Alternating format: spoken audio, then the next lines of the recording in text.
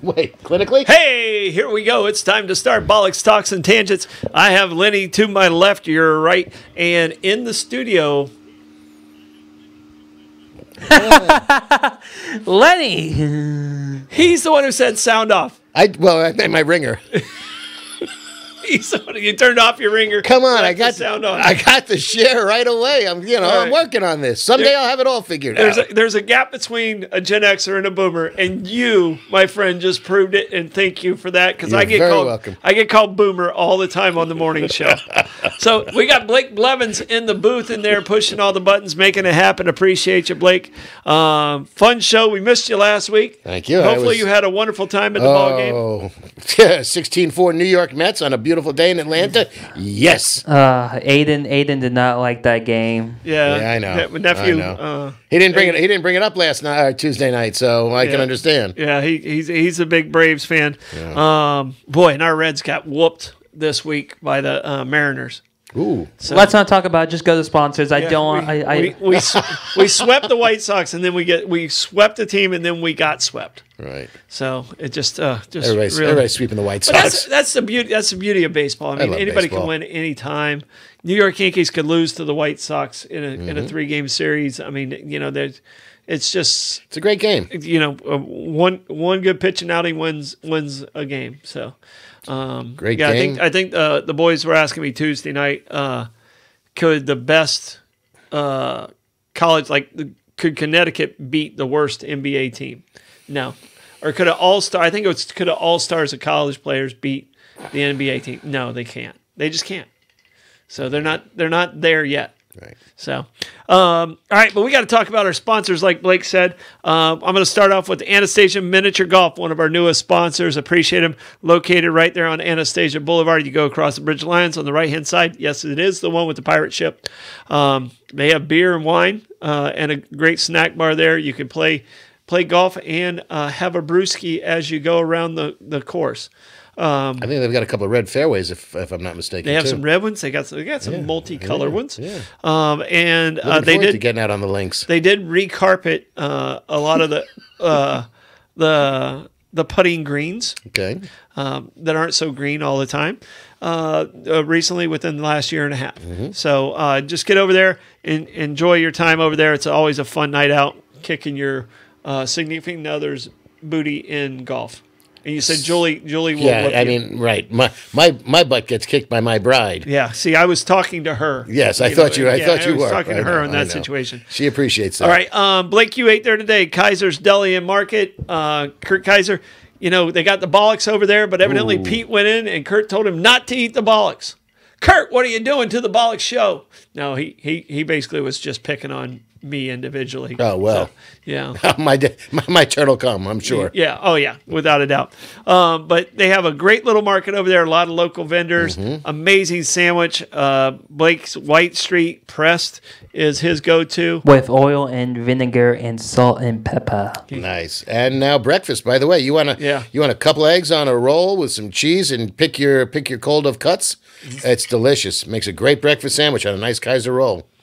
All right, St. Augustine Pirate Museum. They have over 800 artifacts, original artifacts. They have one of the two Jolly Rogers that exist in the entire world. Mm-hmm. In the entire world. Did a great fundraiser with the Pirate Museum. I went there. I didn't do it. They did it all. They raised, I think, $11,000 for the reentry program with the Sheriff's Department. Nice. Working with the downtown business owners. Was that to pay off people's bills so they can now vote? No, it was. It is it's a that would have been interesting nice. Program. It's where the sheriff department, as people are leaving or exiting the jail, they help them find loved ones so that they're not directly back on the street. Okay, sometimes it might be in Tallahassee, it might be in Atlanta, but they make contact with the family saying, "Hey, we can get this family member to you," and I'm okay with the program as long as there's somebody on the other end receiving this person. Right. And one of our big topic tonight's about mental illness and some of those things, right. And dealing with the homeless. There's a lot of that in that society where things just aren't always in balance. Well, that's the problem with people when they have repaid their debt to society, as it's called, and they're released from prison. or jail.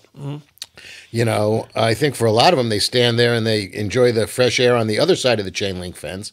But it's now, where do I go? Yeah, You know? it's real easy to judge when everything's going your way. Yeah. You know, people a lot of times don't care to absorb the information. They care to judge. It's easier to judge. Yeah. So, and I'm working on that. This is my desire for my persona going forward here is to be dramatically less judgmental. Okay. If I can, I'm working on that. Yeah, I think I've done a better job in the last my first 45 years of life. I think I was very judgmental and like, okay, why aren't people doing this or this or this? You know, I came from a rough background, you know, so I was like, oh, okay, if I can do it, I'm not smarter than anybody else. You know, why can't other people do it? But I think where I've gotten in the last probably 5 to 10 years is, wow, I made a lot of mistakes. I reflect on all my mistakes better. Yeah. And I don't know if that happens after the age of 50 or, you know, it's like, wow, I was such a jerk. I reflect on certain things that got me in certain areas and stuff like that. And then I reflect on my failures in life. Right. And I was like, wow, how'd I do that? How'd I miss that? Well, I think I'm better at that now, Right. that reflection, than my ego allowed, I guess, when I was 45. Well, that was most certainly my case, you know. But as we get older, I think there's some subconscious desire to negotiate your way into whatever afterlife there may or may not be, and whether it's just how people discuss you when you're dead, or whether there's a heaven and you got to bribe your way in there in some fashion by being a good person. Well, I used to have a little sign in one of my offices. I think it was at my gymnasium office that says, start with your funeral and live backwards. Okay. You know, that's what your reflection is, and that's where you want to. So you would, how you want to see people perceive you at that point is how you should be living your life at this point. That's why you got to take attendance and see how many people showed up. Yeah. Okay. Did you get your taxes done? Bear Kresge and Associates. Who's doing them for you? Bear Kresge and Associates said, Troy, come in on Friday. Give me a little bit of money. We're going to send that to the IRS, and we have the extension going out. But these guys are just absolutely amazing. They've been busting their humps. Hopefully they took a little breather this week. Maybe. You know, but they're the best in town, and I'm so happy they're on my side. Glad to hear it. Yeah, I just sent the check off to my accountant, so she'll be very happy when she gets that. My taxes are filed, and I love that weight off my back. Believe you me. But seriously, is there a good place to get booze in this town? Where can you get? Where can you get I can some tell you liquor? this: there's a couple really good places. If you want to get something out and hang around and have a good time in a restaurant, you need to go to Meehan's Irish Pub. They have three different bars. They have Irish whiskey. They have Johnny's Oyster Bar. They got the pub downstairs, and then they got the backyard in the back. 3 different environments. Excellent food, excellent people. Saw Reggie on the street the other day. You know, of course, we have the give and take of trying to harass each other like we always do. So, like when 2 Irish people meet on the street, that's what we do. I'm laughing because he is the freaking Energizer Bunny. They just redid the floor upstairs in the Oyster Bar. The man, I mean, that building is going to outlast us all because it's going to be brand new every 6 months. He does something brilliant. It is the Phyllis Diller of buildings. Yeah.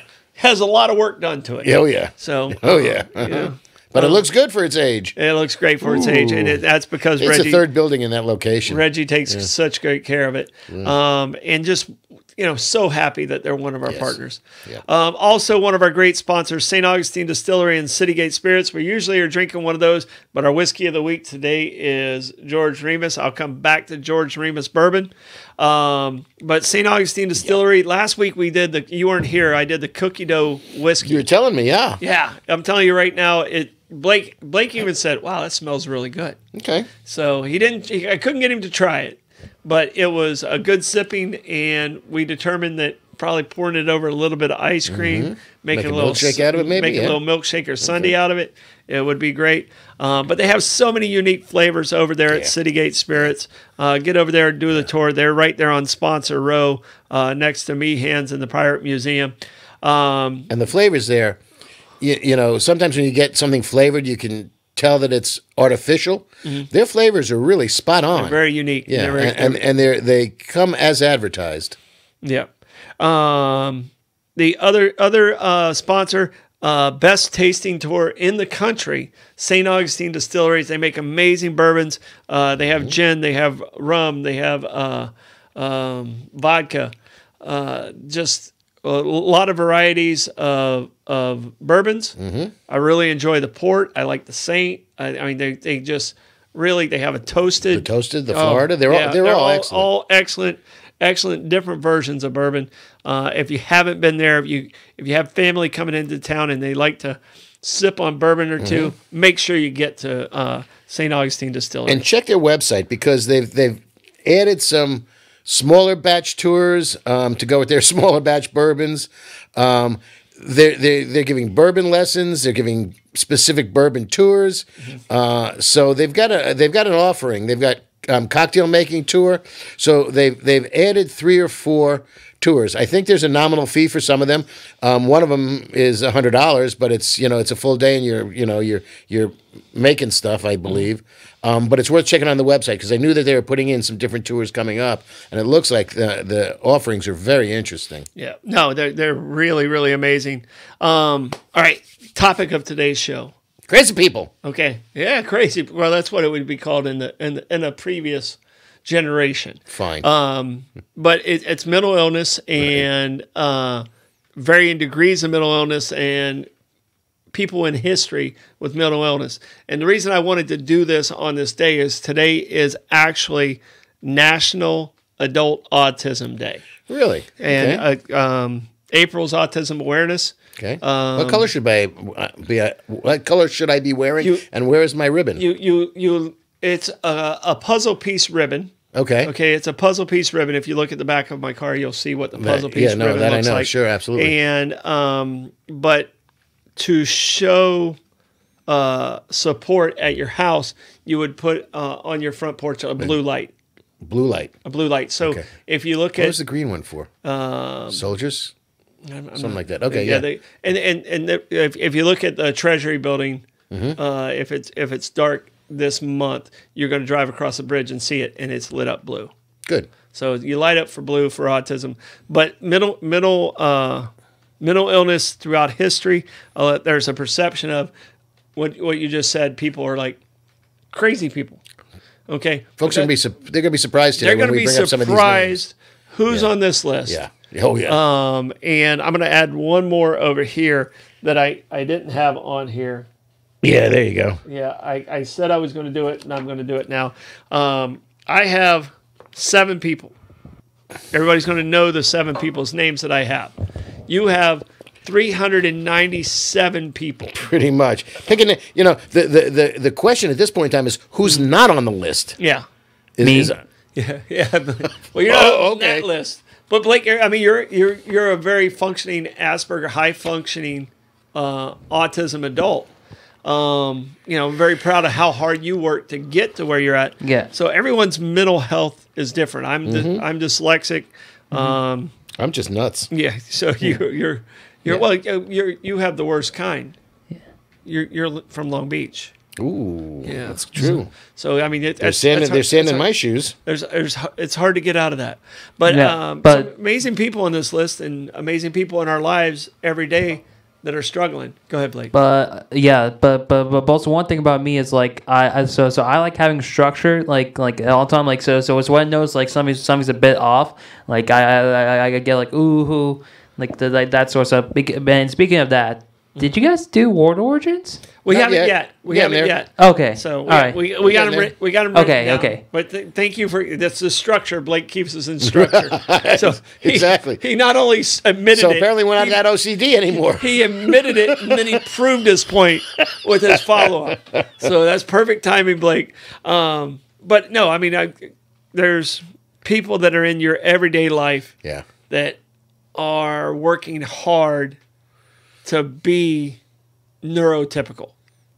You know, neurodivergent is the current catchword, but everybody has some types of neurodivergent in their life. It's just how at what level it shows itself. Right. So it's just like breathing, and mental health is the same as if you have emphysema.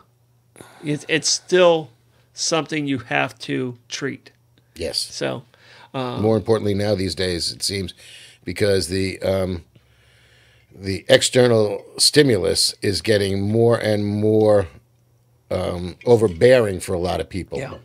You know, and the desire to stay competitive or to be aware with, you know, phones and TikToks and things of that nature, I think really compounds it for a lot of people. I agree. I think the shrinking of the world has created an anxiety level and I don't know how to reverse that back.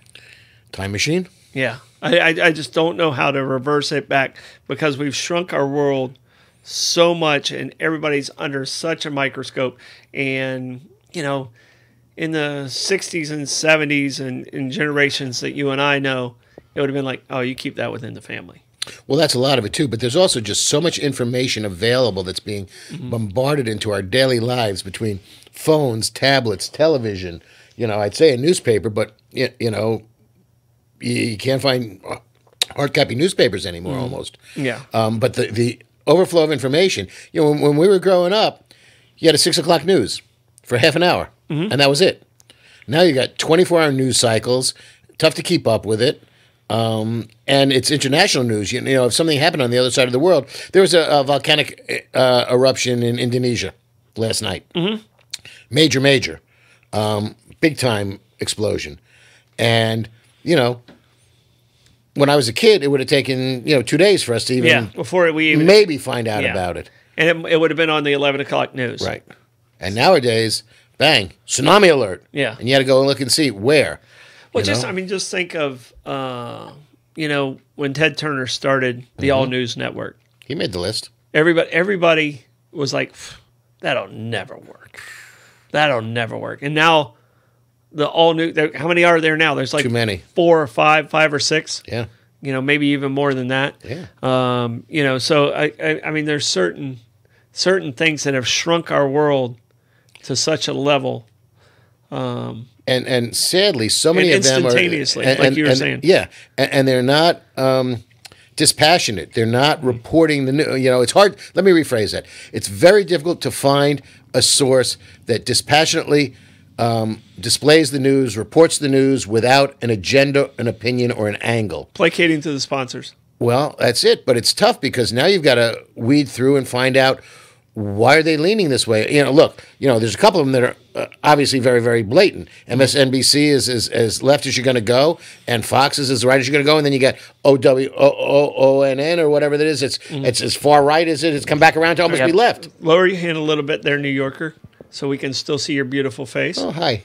So, how many times did Lenny do this, Blake? A lot more times, but we'll say so he moves his arms a lot. But I've been noticing like Dad, you move around in your chair a lot more. Like you lean in, you lean out. Lenny's just sitting like just there. But like the entire episode, he moves his hands, but doesn't move his body. Hey, Yeah. I'm Italian, man. It's in the rules. It comes, You got to talk with your hands. well, talk with your hands, but we want to see your beautiful face. I don't know what to do with my hands. Yeah. Like a Ricky Bobby. But I you know, we need to get into our show. But word origins. Oh, we're not there yet? Yeah, no, I thought we were examples. No, we need I thought we were examples of mental distress. Yeah, no, we are. But we're not a part of history just yet. Fortunately, I think. Right. Yeah, just yet. Right. So I see us possibly being mentioned in history. At some point in time, we'll be an what asterisk. not to do. Right, there you go. We need to get to 500 episodes first, then we'll talk. Cautionary tale. 500 episodes. Hey, all right, So I'm in. we're probably pushing 70 now. I think so, yeah. All right. We're All right. I love having a goal. We're almost at our 100 mark. Okay. Oh, that's going to be a party, baby. Yeah, I can tell you this. Mike and I together are, you know, including our radio show, or we definitely cleared our 1,000 mark. I don't know if we got to our 2,000 mark together yet. So That's impressive. all right. If you guys didn't take off Friday, Yeah. you've been closer. Yeah. What word origins? Okay. What do you have Well, in the word origin world? as we were in Atlanta, and I had a wonderful, wonderful 3 days in Atlanta between the ball game and then just going out to eat and touring Atlanta.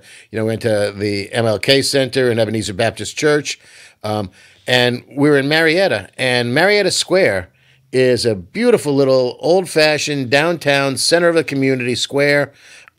With now thriving businesses around it, where at one point in time it was boarded up like every place else in America. And there was a great softball complex in the 90s. Oh yeah, Yeah. They may have still, because it's a booming metropolis now. Well, I don't know, but metropolis is a little overselling it, but still. Yeah. But it's delicious. The steak I had at Max in Marietta Square. But there was a theater there called the Strand, Okay. and there's a lot of Strand theaters. So it put me to thinking of, why are all these theaters called the Strand? And it turns out that we can thank Mark and Mo Strand. I was going to say, are you having a tough time with this name? It wasn't their last name. It was Mitchell and Mo Mark.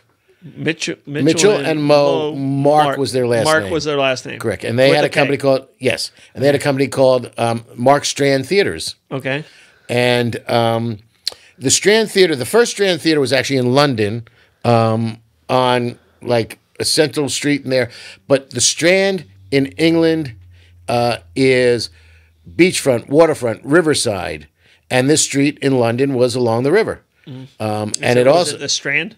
it was, they called it the Strand. Okay. And I think that was where you were trying to get. But with that it. wasn't the name of the street. It wasn't the name of the street. It was not the name of the street. It was the It was the Strand. The origin. Strand was just the proximity to the water, the beachfront, the quay, all of that stuff there. Okay, I'm a little lost. Why was it called the Strand? Is that just an English term for? It is. It's an English term that's synonymous with riverside, oceanside, beachside, waterside. Okay. And how that evolved is, I'm still trying to work through this, because Now you're going to make me do more research on it. I know it's good for you. Yeah. But like you think a strand of hair, a strand of pasta, Yeah. anything of that nature, a fiber, or something like that, and that had nothing to do with this. It's maybe because they're long and they run along the shoreline, it's possible. But the Strand, they're connected. the Strand in England, the together. street was virtually their theater district. Okay. So there was the Strand Theater there. I thought Mitchell and Mo. when you started going to England, I was like, hey, we're back to Shakespeare. Well, interestingly enough, there was on this Strand a contemporary version of the Globe Theater Oh, okay. that did Shakespearean plays. It wasn't the one on Avon, but it was another one Okay. called the Globe. That was a reestablished version of the one that boinked down. But then every place in America, and it was very funny too, because it was like, And I don't know if this is an age thing. I've kind of heard of the Strand. Yeah. Blake, have you ever heard of the Strand at all? I may have heard like a band name named after him, but no, I never heard. No, that's Stain. They're playing tonight at the right, I saw that. Right, I got stuck in the traffic on my way in. Yeah, the Strand. Yeah. And I don't know if I think I just took that as like epic theaters or Well, yeah, that it was just a generic, but it turns out that there's a number of them throughout the United States, and I found it interesting too, because when I was looking it up, it was there's one in California, one in Massachusetts, one in Manhattan, one in Maine, one in Michigan, one in Plattsburgh, Okay. one in Louisiana, and one in New Jersey. Do they have the same ownership, or is there any? They did for franchise a while. Well, connection? in the late 20s, Mark Strand Corporation was bought by Warner Brothers, Okay. who took over all their theaters. So those Strands, Warner Brothers probably expanded it and continue with the name Strand. And then you have a lot of Strand theaters. I just thought it was very interesting because, I'm going, here we are in Marietta, Georgia, and there's a Strand Theater. But I know of other Strand theaters, so Yeah. not to be confused with the Strand Bookstore, which is a story for another day. And when I hear Warner Brothers, I think of the Marx Brothers. Do you know okay. the story of the Marx Brothers and the Warner Brothers? No, I don't know that I do. Okay, there was a movie that the Marx Brothers put out, and I think it was Animal Crackers. Okay, that's one. And I think that was the one. But Warner Brothers had put out a movie called Animal Crackers, Well, the Marx Brothers put their movie out. They released it. Did very well. The other one didn't. Warner Brothers decided to sue. Oh, wait. The other movie, it was called Animal Something, but wasn't Cracker. It wasn't exactly right. So Warner Brothers decided to sue the Marx Brothers. All right. Groucho defended the brothers. Groucho's argument was, we'll change the name of the movie, but you have to lose brothers because we were brothers way before Warner Brothers was ever created. Because the older brothers and Warner Brothers dropped the suit because Groucho was outwitted them at their own. But it made the movie even more popular because Warner Brothers tried to sue the Marx Brothers. That's great. So that's how he won the argument is, well, if you're using the argument, you had it first. We were brothers. We were brothers before, so you're going to have to change your name to Warner something else because you can't be brothers. I'm liking that. Yeah. And for those of you at home who haven't watched a Marx Brothers movie, watch a couple of them. They're just hysterical. They are brilliant. You know? All right. All right. My word origin, it's something you and I relate to. Yes. A smart aleck. Yes. All right. Blake, you ever been called a smart aleck?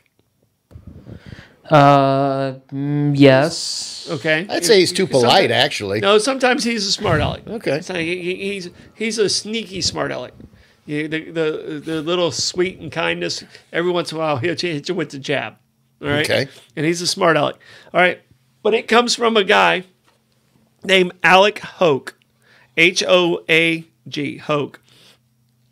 And this guy had a very unique occupation in the 1840s.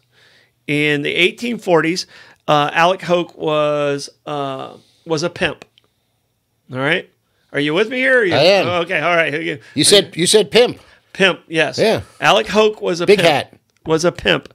Cane. And Fur coat. And his prostitutes, and his number one prostitute was his wife. All right, Alec Hoke would have the Johns come over, and he had a secret compartment where his wife would have the gentlemen set down their clothes, and while they were doing their business and trade with the wife, he would open the secret compartment and steal all the money from the Johns out of their pockets and everything and go through, and which was, very few To be expected. Very few would turn it into the police. He became a very wealthy man in this occupation, but what he was doing is he was paying off the police officers. All right? He got wealthy and he thought, I don't need to pay him off anymore. So he decides not to pay off the police officers anymore. The next week, he does the same thing. He gets arrested. All right? And because he was thinking he was so smart, the police officers and the people in jail started calling him a smart aleck. Oh, you thought you were such a smart aleck. And he ended up getting in jail. Now, his brother helped break him out of jail, and that term continued through the prison system and the jail system of being a smart aleck. Anytime you tried to pull something over on somebody and it didn't work, you were a smart aleck. And it didn't become popular until 20 years after him being, he escaped from prison. So nice. Smart aleck came from a pimp named Alec Hoke. Impressive. That's where that term comes from. Okay. So. See, my father would just call me a wise ass. Mm-hmm. Yeah. Yeah. Hi, Bruce. Yeah. Nice to see you. Yeah. Buddy of mine from home watching. Oh, all right. Yeah. Well, can you see your flag? We're global. I hope so. Yeah. There's certain words that you can add other terms to, like smart. You can be a smart ass, a smart aleck, a smarty pants, right. Things like that. And the word shit you can use in a lot of different ways too. There's as in hot. You can be You can be crazy as shit. Yeah. You can be the shit. Right. Hot shit. Yeah, hot shit. Right. There's a lot of different. A lot of times it's just no shit. Yeah, and that's a different meaning altogether there. So, all right, we're talking about people in history with prominent people with mental illness. With mental illness, I have my 7. I'm going to let you pick one of my 7 over here and which one you want to talk about, because these are probably all on your 700 list of people that you have. I'm looking to see who the most interesting one is there. Who's under Joan of Arc? That is Martin Luther King. Yeah, spent a lot of time with him this weekend in Atlanta. Yeah, all the streets are either. let's all the just- streets are, and his is really quick. Right. His is okay, really fine, quick. because I was going to go Churchill, because that's the one that's fascinating. His is really fascinating. That's fascinating, because I got him but too, yeah. Martin Luther King and how he fits into this, he actually suffered from depression, and it was he suffered from depression throughout his entire short life. But he reportedly tried to commit suicide twice as a teenager, and all throughout, even when he was at the height of his. What he was doing, he suffered from depression. His people around him tried to get him to go see a therapist, but in the black community in the 1960s, if you went to a psychiatrist, it was very much a stigma, and you couldn't shake it. You couldn't get out of it. There's still, this is at the time people are still doing lobotomies and doing shock therapy and doing a lot of these other things. Yeah. A time when if you were a gay man, they thought, oh, you had a mental illness. So a lot of things have changed over the last 50 or 60 years. But Martin Luther King, as a teenager, had clinical depression, and as an adult, it carried through, even though he's probably one of the top 5 most influential people in the last 100 years. Well, two tangential side notes. I forget. Flagler College, which has a very, very fabulous theater department. Mm-hmm. I guess it was last year, it might have been the year before, did a play called The Mountaintop. Okay. Which was a 2-person play, a man and a woman. The man played Martin Luther King. The woman played, well, we're not quite sure because it was an allegorical creation, whether she was God or just the housekeeper in the Lorraine Motel. Mm-hmm. And this was the night before his assassination in the Lorraine Motel, and the dialogue he has with this woman in there and how she's challenging him and asking him questions and bringing him out.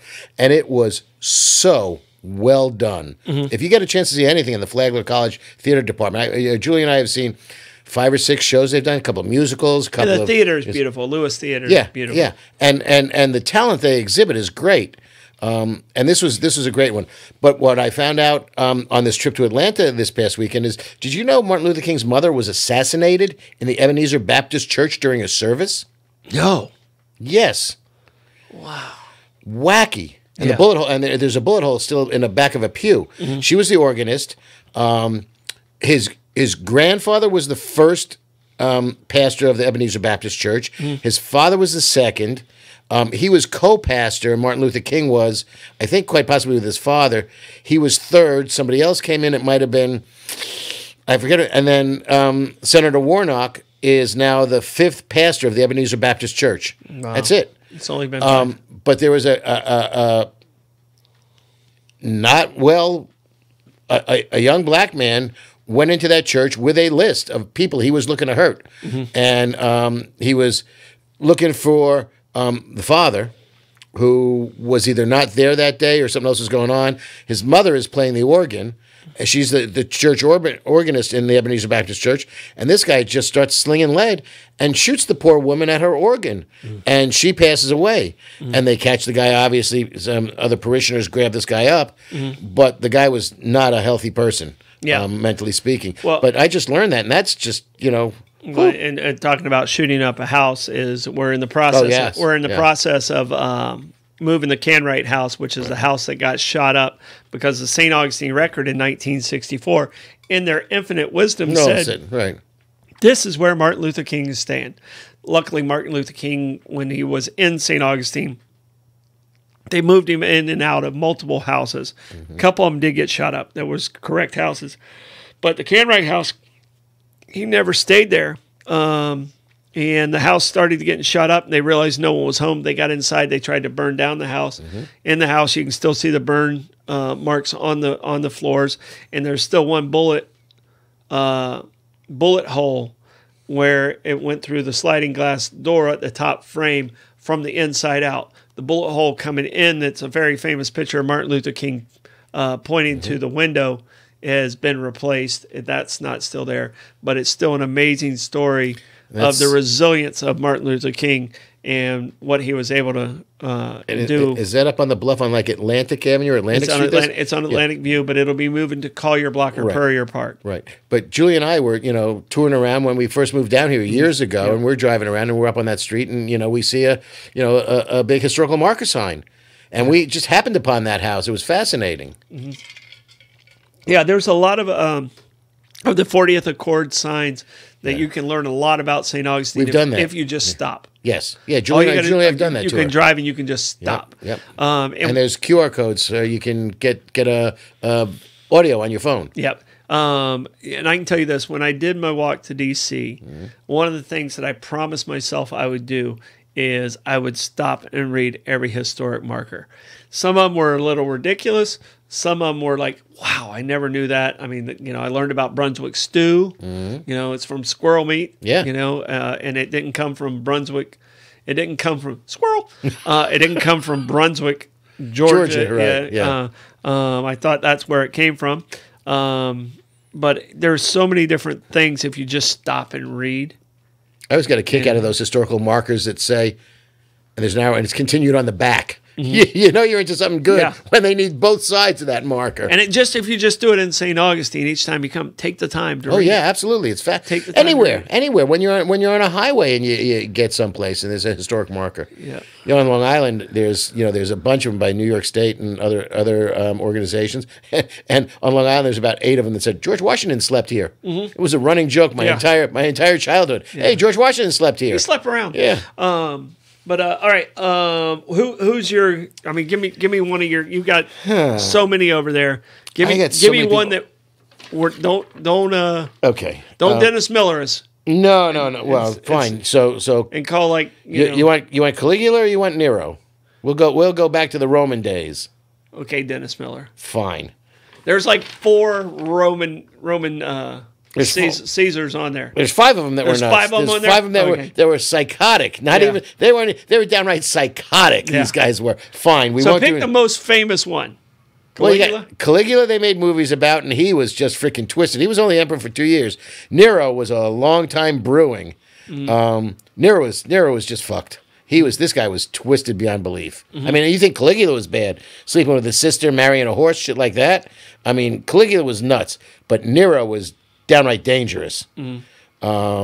He poisoned his nephew, who he was afraid was going to take over. Because of the paranoia. Yep. Yeah. But before that, he wasn't sure, so he had another child drink the poison to see if it was good. It wasn't strong enough, made it stronger, and then gave it to his nephew and killed his nephew, who died instantly. Yeah, no, he was a bad man. And everybody has the image of Nero fiddling as Rome burned. And there's some truth to that. Bless you, Blake. Thank you. Don't worry, the microphone was off so no one can hear it. But if you sneeze and nobody hears you, does really a tree happen? fall down? Right. Yeah. And he was just, as he got older in life, he started portraying. I mean, he was into theatrics. He thought he was a great singer. He sucked. I mean, and he hired people. He paid people. I guess hired is not the right word when you're the emperor. He impressed people, and I mean that with an I, not an E. He appointed. Right. Yeah. Choirs of people to either clap in one fashion or clap in a different fashion for his singing. Well, if you don't clap for the emperor, who are you going to clap for? Yep. And it's good to be the king. He started talking to people that weren't there and having these conversations, which a lot of these people manifest as having conversations into empty rooms.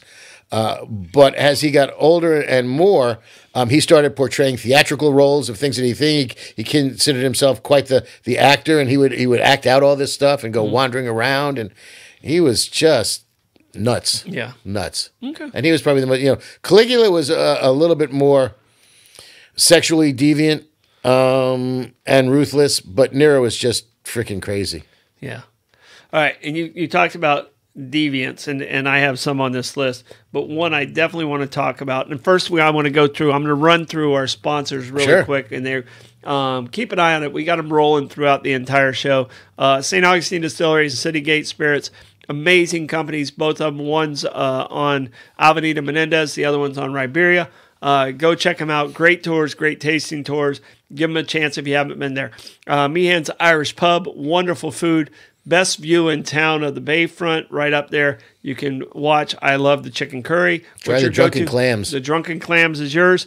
Aber Kresge and Associates. These guys have been so busy this week. They saved me so much money. Don't think you're saving money if you're doing your own taxes. These guys make it work for you. St. Augustine Pirate Museum, amazing museum. They have incredible artifacts, super interactive. You can take kids. It's good for all ages there. Yes. Just good over there and check them out. Kaiser's Deli and Market, also good for all ages if they like food. Amazing job of food. They have a great wine selection, great beer selection, wonderful market, and Kurt's sometimes nice. Evidently, he wasn't so nice to me yesterday. Depends if the Red Sox are winning or losing. Yeah, which, I'm rooting for them to lose all the time. And we might lose that sponsor because of that. I'll gloss it over. No, look, he knows. Look, if the Bears get they broke the jinx. I don't feel bad about them anymore. Who? The Red Sox? Sure. Yeah, they he gets his quarterback, he'll be happy because he's a Bears fan too. Okay. He's a Bears fan? Go figure. Okay. It's hard to be that. Mm-hmm. All right. Anastasia Miniature Golf, also located right there, pretty close to Kaiser's. Yeah. Diagonally across the street. Yeah, around the bend. But I'm telling you right now, the best miniature golf in town. Fun night out. They have beer, wine, great snack bar. A wonderful place and a fun place to play miniature golf. And who doesn't love miniature golf? Right. And it's staying lighter later, I was thinking last night as I was going out, I remember being a kid and you finished dinner and you still had 2 hours of daylight, and that was the best time to go out and play. Mm-hmm. So I'm thinking that would be a good time to go play miniature golf. Yeah. All right. I have some that are really interesting on here. I definitely want to talk about Winston Churchill at some point, but here's my list, and I'm going to say whoever puts a comment up first of these, I'm gonna talk about them. I have Abraham Lincoln, Winston Churchill, Napoleon Bonaparte, Joan of Arc, Joseph Stalin, and Osceola. Ooh. So I'm gonna say stay local, like relatively local, and then go with Chief Osceola. All right, works for me, man. Osceola. Yeah. All right. He was actually not a chief. All right. He was not a chief, and Florida State calls him Chief, not Osceola, as their mascot. Right. But he was never a chief. He was a medicine man. Right. All right. And most people, and Melissa, we're going to talk about Stalin next because that was the first person who popped up. Osceola, many people believe, suffered from schizophrenia. He saw visions, and he saw, as a medicine man, I guess you could get away with that. No peyote around here, but he was doing something, I'm sure. But ferocious warrior and fighter, a leader, definitely a leader, of the Seminole tribes. Mm-hmm. But he was, a lot of people, the most misnomer is they call him Chief Osceola. But he literally would be, they don't know what type of, it might have been bipolar, it might have been schizophrenia, but he definitely jumped from personality to personality. And a lot of people associated that with him being connected in a medicine man. Right, that could have been his spiritual shtick as a medicine man. Yes. But the interesting about him is, first of all, he wasn't all that old when he died because, well, nobody was in those days in the mid-1800s. Mm-hmm. But he was captured. I mean, that was a shitty thing to do, too, because he went to broker a peace deal under a white flag of truce, and they freaking arrested him, which is just wrong. Yeah. If you want to arrest him, but don't do it under a white flag. That's just bad. Yeah. Bad for business.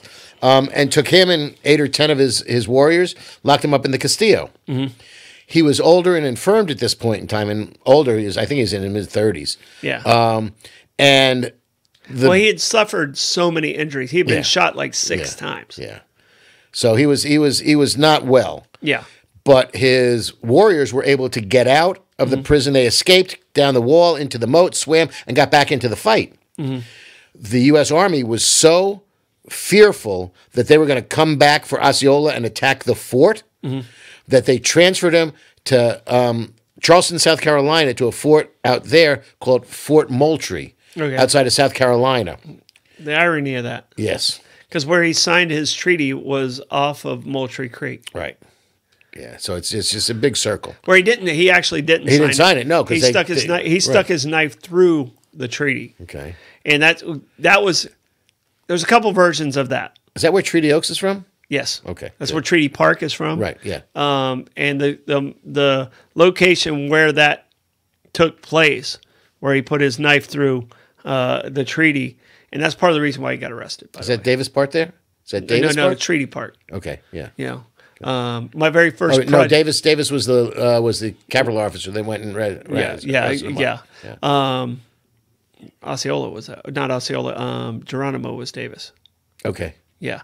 And Davis Park's north of town in Nocatee, and I just did what you did. Right. This. See?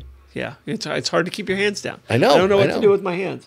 Wait, hold on. So I actually didn't know about Geronimo being at Davis Park. So I actually didn't know that. No, not Davis. No. Geronimo's not at Davis Park. Geronimo never got to town. His wife's who did. captured Davis was, or captured Geronimo was named Davis. Right. Geronimo was supposed to go to the Castillo.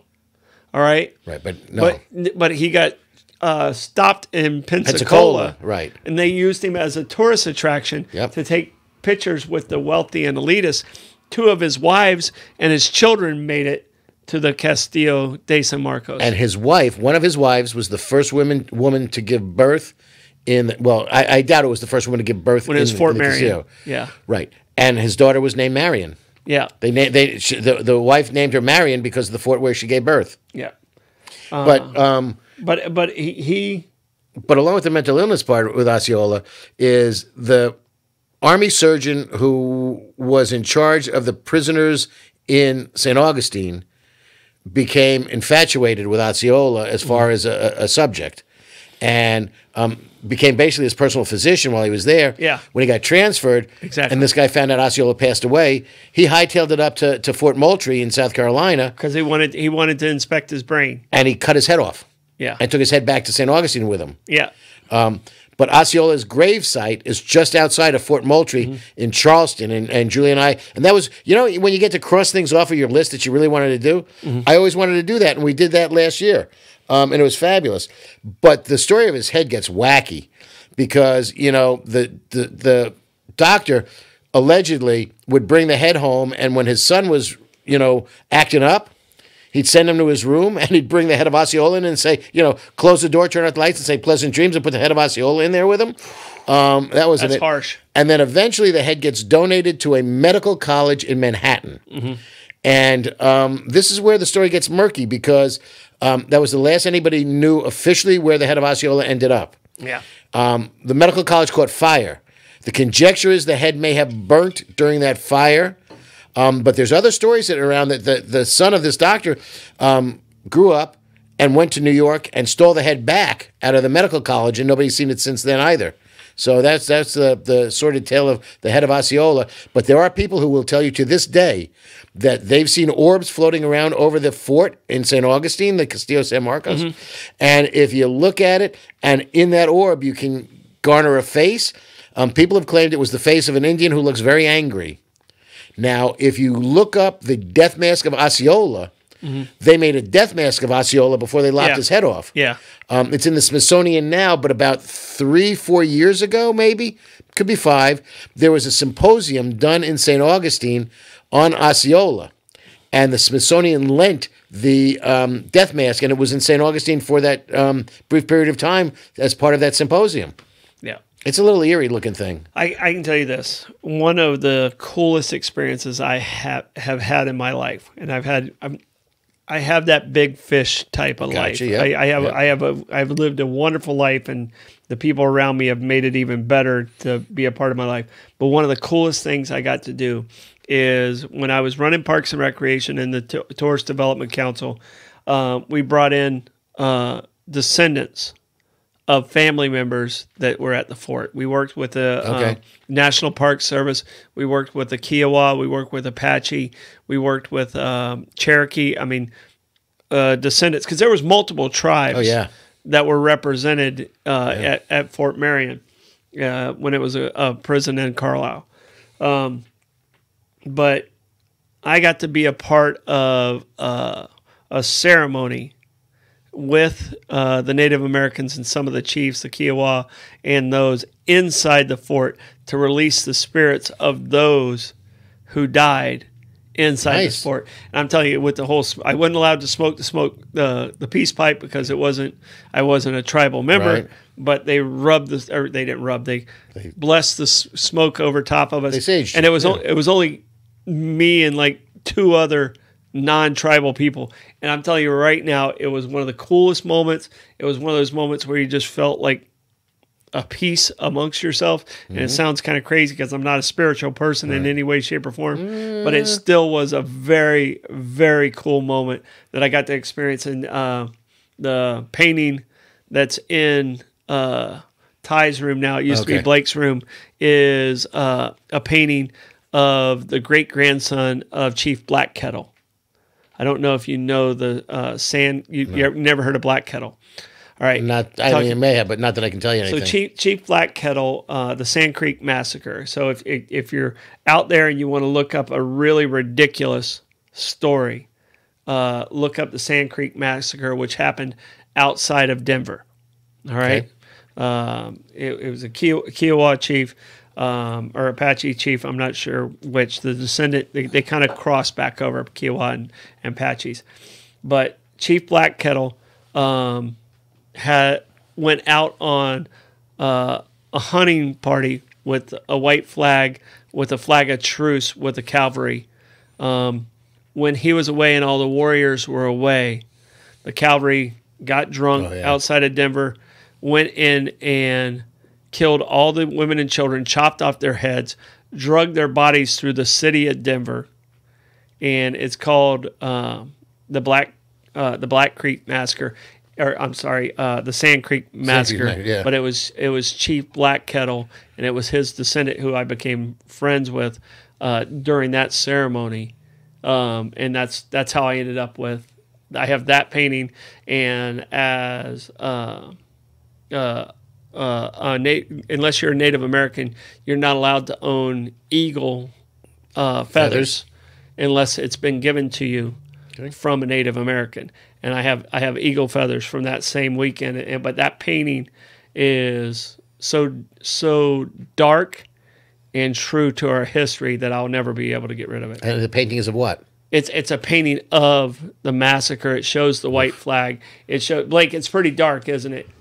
It definitely is dark. So when we often have like house tours, they have to go like, okay, we have to explain this photo. So, but definitely important to have though. Yeah, it shows a cavalry chopping off a child's head in the painting in the Native American painting style. So I don't know if you're familiar with that, but it's one of those things that'll pass through our family over time because of that story, and it all came out of that's out great of that. though. Wait, hold on. So the person getting chopped up was a child? Yeah, it's a child. I didn't realize that. I thought it was just God. Yeah, there is brutality because if the cavalry attacked a Native American village, they weren't foolish. They didn't want to do it well. They were going to get shot back. They massacred women and children when there was nobody there to protect them. Mm-hmm. And that was horribly unfair. But while you're doing that, we need to just qualify a little bit because we're talking about clinical depression. We're talking about bipolar OCD. Mm-hmm. And, I had to look up just to clarify what basically that is. Yeah.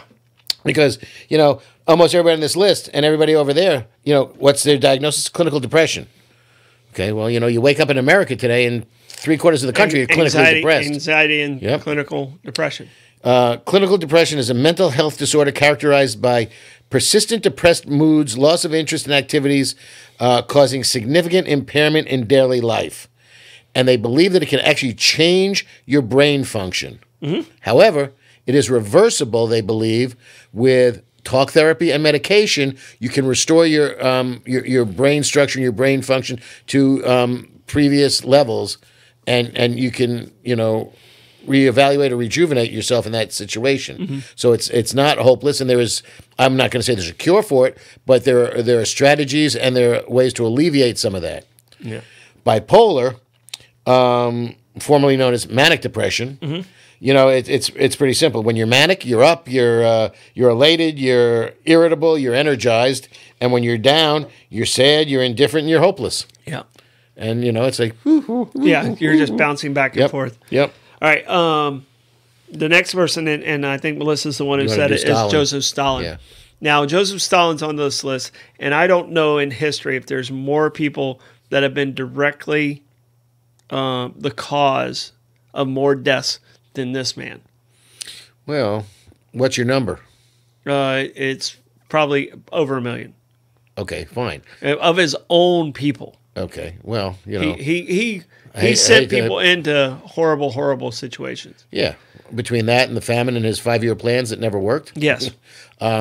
But he did it for his people. But then you get Hitler between, and you don't even have to bring the war into it. Just 6 million, 6 million people here. Yeah, but Stalin, because the Holocaust did exist. The Holocaust 100% exists. Thank you.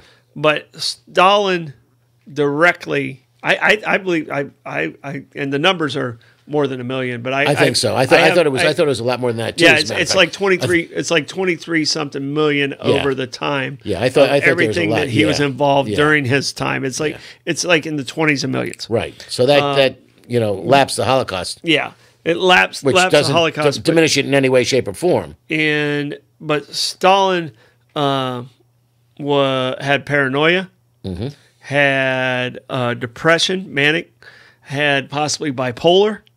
And he's also the one that said one death is a tragedy, 1 million is a statistic.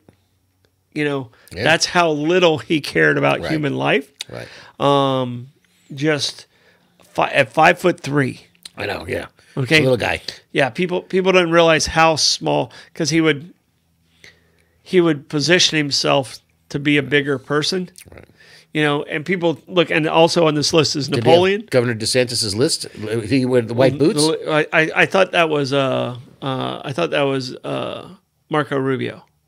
Oh no, I thought it was no. They were. I think it was Donald Trump was ragging on Ron DeSantis during the run up to the primaries to see who's going to be the nominee. Oh, I thought that was little Marco. He made that was last go round. So anybody in Florida who's right, yeah, standing tall, yeah. So yeah, and on many lists, the narcissism Trump's on this list also. Oh, you think? But Stalin to me is the epitome of evil. Of how we didn't even get to Winston Churchill, one of the greatest leaders of all time. That was the surprising one. That when I saw that was surprising. He actually named his depression. You remember the name he gave his depression? I have the faintest idea. He called it his black dog. Okay.